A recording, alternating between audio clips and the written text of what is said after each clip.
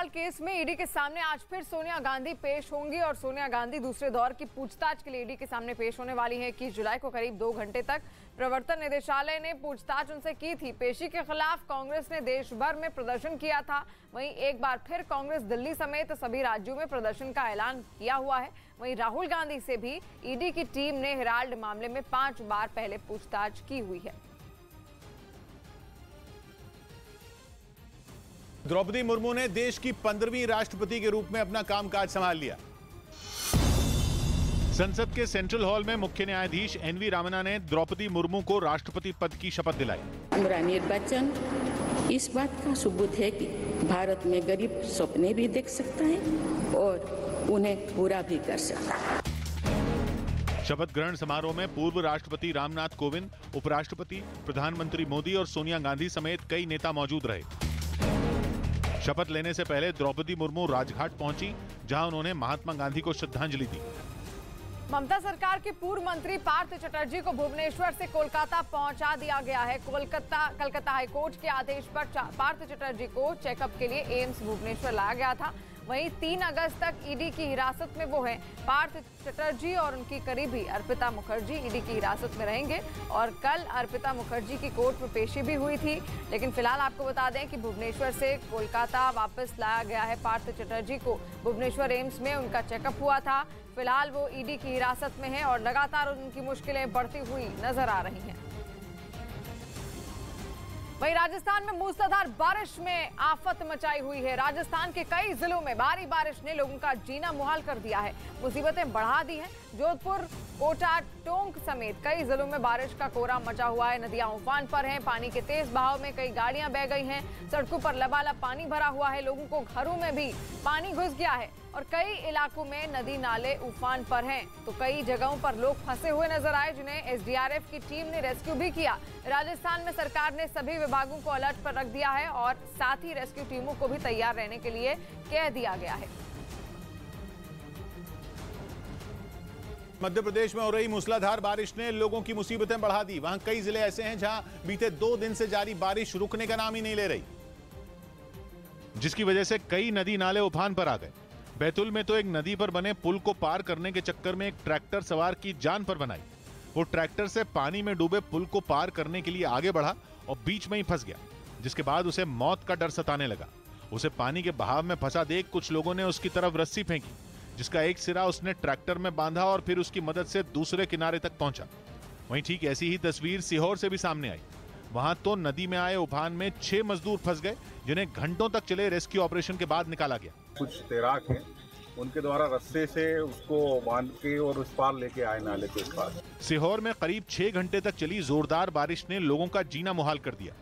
वहां नदी से रेत निकालने पहुंचे कुछ ट्रक उफान के बीच ऐसे फंसे कि उनका आधे से ज्यादा हिस्सा डूब गया। तो वहीं एक पुल तो इस सैलाब की चपेट में आकर अचानक टूट गया, जिससे गुजरने वाले ट्रक नदी में समा गए।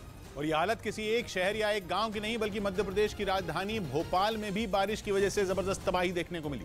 वहां तेज बारिश की वजह से हाईवे पर बना एक पुल अचानक धंस गया, जिसकी वजह से वहां एक बड़ा सा गड्ढा हो गया।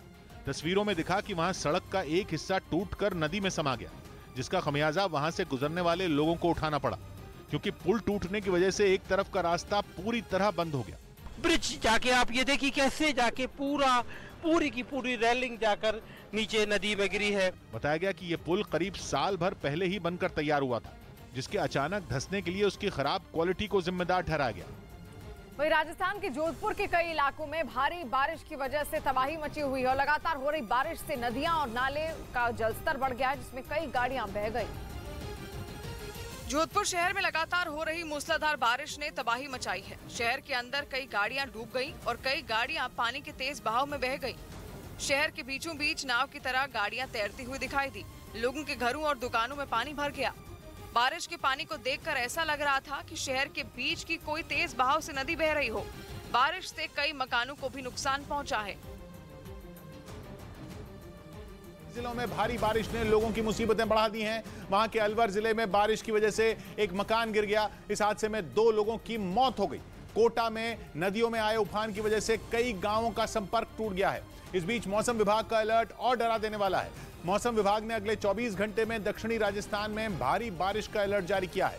राजस्थान में सरकार ने सभी विभागों को अलर्ट कर दिया है, साथ ही रेस्क्यू टीमों को भी तैयार करने के लिए कह दिया गया है।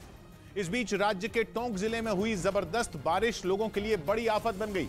टोंक के टोडा रायसिंह इलाके के एक बाजार में खड़ी कई गाड़ियां पानी के तेज बहाव में बह गईं।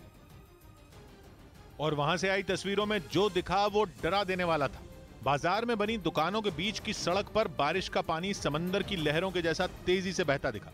पानी की रफ्तार इतनी तेज थी कि वो रास्ते में आने वाली हर चीज को बहा ले जाए, और ऐसा हुआ भी। बाजार के बीच सड़क पर पानी के बीच कई मोटरसाइकिल और स्कूटर बहते दिखे। भारी बरसात में गाड़ियों पे गाड़ियां आती हुई। वहां दुकानों पर मौजूद लोग लगातार इस कोशिश में जुटे रहे कि तेज बहाव में बहकर आने वाले मोटरसाइकिल और स्कूटरों को पकड़कर किनारे कर लिया जाए, लेकिन पानी का बहाव इतना तेज था कि ऐसी कोशिश करने वाला एक आदमी भी उसमें बहता दिखा। हालांकि कुछ दूर जाने के बाद उसे दूसरे आदमी ने किनारे खींच लिया। बताया गया कि वहां से बहकर जाने वाली कई गाड़ियां आगे बने एक बड़े नाले में गिर गईं, जिनमें कुछ का पता तक नहीं चला। और राजस्थान के कोटा में भारी बारिश लोगों के लिए आफत बनी हुई है। कई इलाकों में पानी भर गया है, जिससे लोगों को भारी परेशानी हुई और कई लोग उफनती नदी में फंस गए। राजस्थान के कई जिलों में बारिश मुसीबत बनी हुई है। कोटा में बारिश के बाद नदी नाले उफान पर हैं। ऐसे में पर्यटन स्थलों पर अचानक पानी आ जाने से कई लोग फंस गए। बारिश के बाद पानी के बहाव में गेपरनाथ में फंसे श्रद्धालुओं का रेस्क्यू कर एनडीआरएफ की टीम ने सभी को सुरक्षित निकाला। भारी बारिश के बाद निचले इलाकों में पानी भर गया। अनंतपुरा और प्रेमनगर में आए सैलाब में कई लोग घरों में फंस गए। नगर निगम की रेस्क्यू टीम मौके पर मौजूद है और लोगों को घरों से निकाला जा रहा है। वहीं शहर के देवली अरब इलाके में भी लोगों के घरों में पानी भर गया। शहर के आसपास भारी बारिश के बाद पानी के तेज बहाव से गलियां दरिया में तब्दील हो गई। और जौनपुर में आपसी विवाद में जमकर लाठियां चली। ये घटना शहर के बीचों बीच हुई है और काफी देर तक दबंग मारपीट करते रहे और लोग तमाशबीन बने रहे। जौनपुर शहर में मामूली विवाद में दो सगे भाइयों ने अपने एक रिश्तेदार को बीच सड़क पर लाठियों से पीटा और वो दोनों उस बुजुर्ग को तब तक पीटते रहे जब तक वो सड़क पर लहूलुहान होकर नहीं गिरा। दरअसल इससे पहले दोनों पक्षों में विवाद हुआ और दोनों ओर से पत्थरबाजी हुई, लाठी डंडे भी चले, महिलाओं को भी लाठियों से पीटा गया। घटना की सूचना पर मौके पर पहुंची पुलिस के साथ भी बदसलूकी की गई। फिलहाल पीड़ित बुजुर्ग को वाराणसी रेफर कर दिया गया है। मारपीट का वीडियो सोशल मीडिया पर वायरल हो रहा है। और सैलाब का ऐसा ही सितम राज्य के कोटा जिले में भी देखने को मिला। वहां नदी के उफान को पार करना एक कार वाले को महंगा पड़ गया, क्योंकि उसकी कार पुल के बीचों बीच पहुंचते ही पानी की तेज रफ्तार के आगे पस्त पड़ गई और उसमें मौजूद लोगों की सांसें अटक गईं। इसके बाद तो उफान बढ़ता गया। देखते ही देखते कार पूरी तरह उसमें समा गई, जिसके बाद उसमें मौजूद लोगों को बचाने के लिए क्रेन की मदद लेनी पड़ी। क्रेन ने नदी में अटकी कार को रस्सी की मदद से बाहर निकाला, लेकिन कार के अंदर पानी भरने से उसमें मौजूद लोगों की जान पर बनाई। जिसके बाद वहां मौजूद लोगों ने कार के शीशे तोड़कर किसी तरह उन्हें बाहर निकाला और तब जाकर उनकी जान में जान आई।